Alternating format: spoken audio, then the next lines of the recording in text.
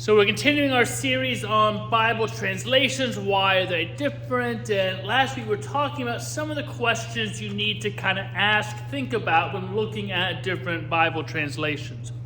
And there are other factors to consider when looking at different Bible translations and why they are different and what translations to use. So we should strive to be informed readers and consumers, so we should know about what we are reading, who worked on it, and why. One question to ask is the translation the work of an individual or a committee? So most translations represent the work of committees, but occasionally that's not the case. For example, the Living Bible is the work of one person, so his personal point of view is going to be more evident. The Message by Eugene Peterson is the same way. It's one person, so their experiences, their own theology is going to color all their translations, especially because those two are less word-for-word translations, more paraphrases of thought for thought. So they're going to be making all the interpretations for you, one person. You kind of see an example in 1 Peter 3:21. The NRSV says, baptism now saves you, where in the Living Bible, it's in baptism we show that we have been saved. So committee translations are less affected by individual preference. If there's a strong manuscript evidence for an alternative reading, the NRSV will provide a footnote and say, hey, other translations have this word or that word. Or they may say other manuscripts end here, begin here. At the end of the Gospel of Mark, there are these footnotes of some manuscripts end here, some end here, some end here. And sometimes when you have one person, they just kind of think, well, theirs is the best way. You don't get that input. And then ask, who are the sponsors? Who's paying for this? And what is the makeup of the translation committee? Because, with most things, follow the money. You're going to see where things go. So if one denomination is sponsoring, you're going to bet that translation is going to more reflect that denomination's point of view, theology, hierarchy, all that stuff. So remember that translators have different viewpoints. The NRSV committee, for example, is made up of both female and male scholars who came from all major Protestant denominations and included Roman Catholic and Jewish representatives. So they were getting a broad umbrella of people with different backgrounds, theologies, different places they were educated. So you're getting more kind of eyes looking at this. Presbyterians love committees.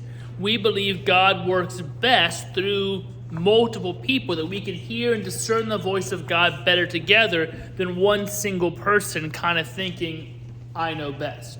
And same thing with Bible translations. A committee is going to be able to see more holes. They're going to ask questions at times, challenge each other. Like with any good academic study, it's peer-reviewed. You want your peers to kind of question, to poke holes in it, to make it better. Iron sharpens iron. And so a good committee has diverse people on it who are going to be able to question and make it better than if everybody all has the same idea, no one's asking the tough questions. So you should always look at, who is the committee and who makes up the committee? Is it all men? You're going to miss some perspective. Is it all from one denomination? You're going to miss perspective. Do they all go to the exact same school? You're not getting a diversity of thought there. The NIV committee was no doubt influenced by the perspectives of evangelical churches. It has a more evangelical seminary and not a lot of these other ones. So they're going to miss some stuff.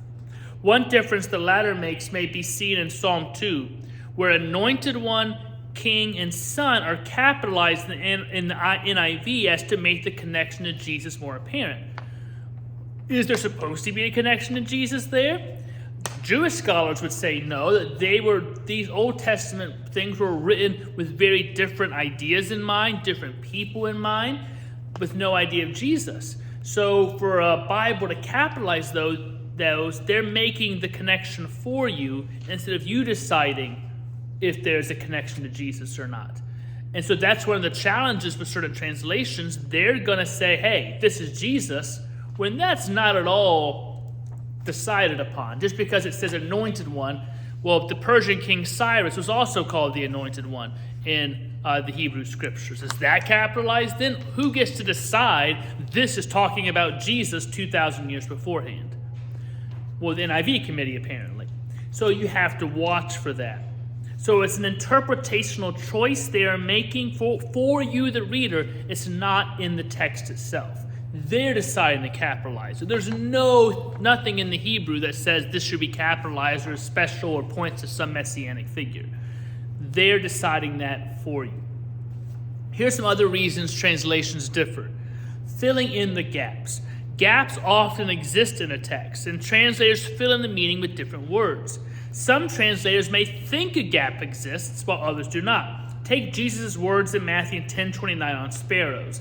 A literal translation would be, not one of them will fall to the ground apart from your Father. That's the NRSV.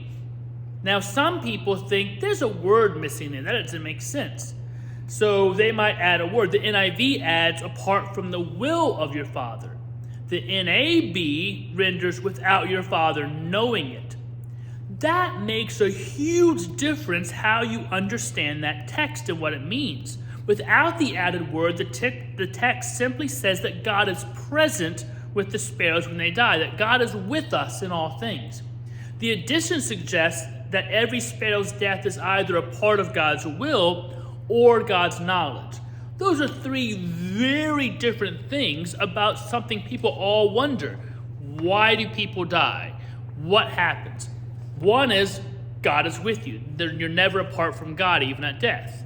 One is God wills it. Very different. And one is God knows it. All three of those different translations say very different things from that text.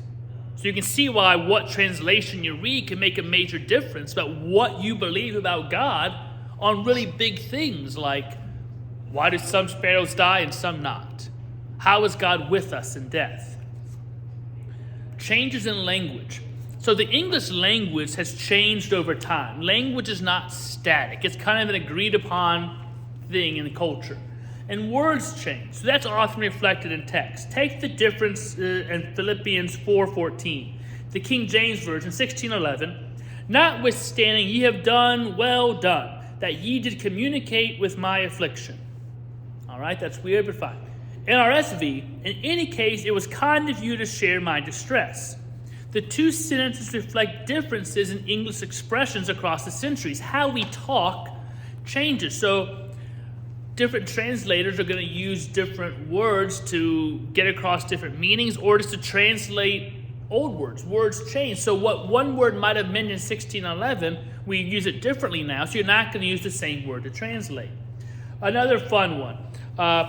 New meanings of English words and expressions must be taken into account. So in Psalm 50, verse 9, the Revised Standard Version reads, I will accept no bull from your house. One can see why the NRSV chose to update it to, I will not accept a bull from your house. Because when you hear, I will accept no bull, we're thinking something else, aren't we? So sometimes translations change for that. So I've kind of given you this chart next 2 pages. Now, of course, the chart was made by somebody. And look at different charts. This chart was made by people who really like the NIV. So they put it right in the middle of the perfection of everything. I wouldn't put it there, but, you kind of see the idea of word-for-word thought versus thought for thought. So the Message and the Living Bible on the far right of thought for thought. They're paraphrased. They're trying to kind of get across what the original text kind of means in modern English. Word for word is way over. I said the other day, the New American Standard Bible, NASB, really tries to be literal. That's why it's far to the left. They had the KJV there, word for word. I think they tried to be, but they didn't have good translators or good manuscripts, so it's not a very good translation. For 1611, it was pretty good, but it's not good anymore. It's kind of like, would you read a science book from 1611 as your main science book? Hopefully not, because we've learned things in 400 years. Same thing with the Bible. We've learned a whole lot about languages and manuscripts, so don't trust a 400-year-old Bible to be your main Bible, is the lesson. That's like trusting a 400-year-old history book or a 400-year-old science book.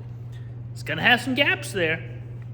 And then it kind of has just some of the abbreviations for different things. Now, this isn't even close to all the lists of Bible translations. There's like 3 times as many, but you don't want to list every single one. And then it has another little chart, and on the back it kind of has a translation of different verses just to kind of show the differences in a variety of different texts.